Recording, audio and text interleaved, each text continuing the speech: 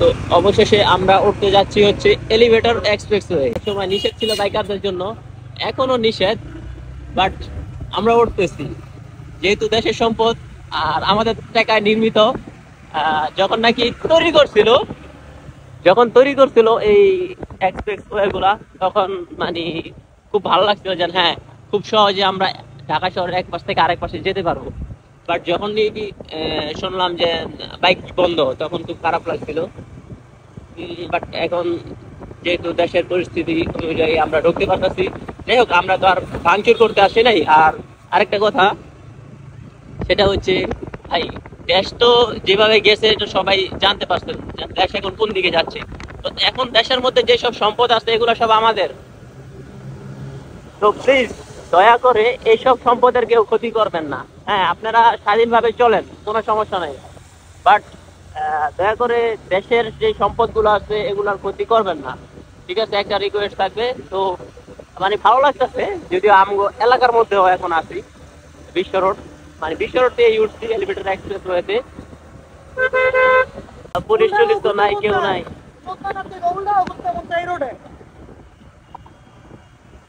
যাই হোক, খুবই ভালো লাগতেছে।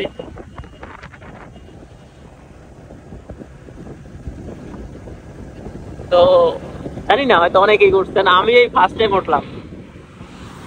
ও রে, গাড়ি কি টান আর স্পিড!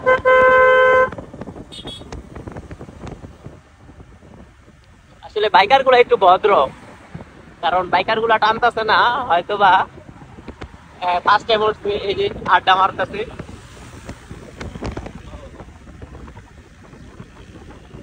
দেখি আপনাদের কতটুকু দেখাতে পারি। আর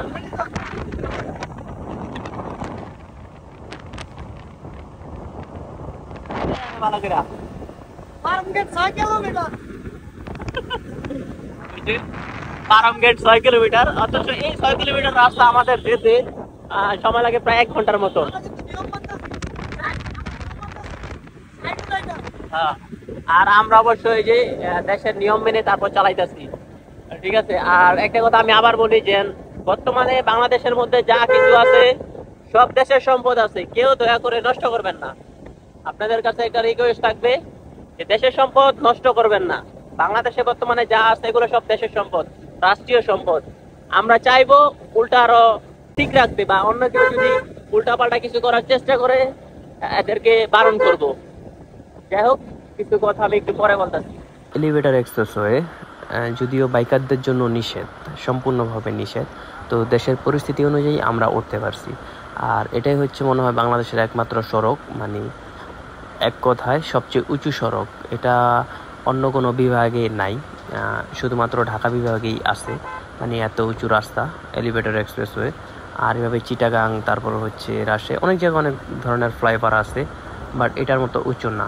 এটা এক কথায় প্রায় 10 তলা বা 8 তলা, কোথাও কোথাও 12 তলা সমান উঁচু। তবে আমার মতে এই এলিভেটর এক্সপ্রেসওয়েটা ছেড়ে দিলেই মনে হয় ভালো হতো।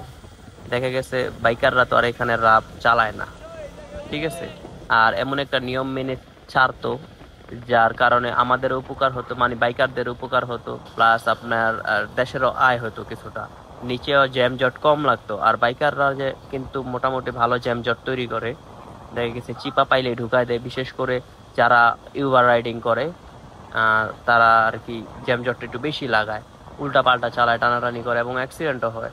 তো এলিভেটর এক্সপ্রেসওয়ে যদি উন্মুক্ত করে দিত বাইকারদের জন্য, তাহলে হয়তো বা কিছুটা জ্যাম কম লাগতো। আর টোলের টাকাটা একটু বাড়িয়ে দিলেও সমস্যা ছিল না, যাদের ইমার্জেন্সি কাজ থাকতো তারাই যেত। তো যাই হোক, সবাই ভালো থাকবেন, সুস্থ থাকবেন, আল্লাহ হাফেজ।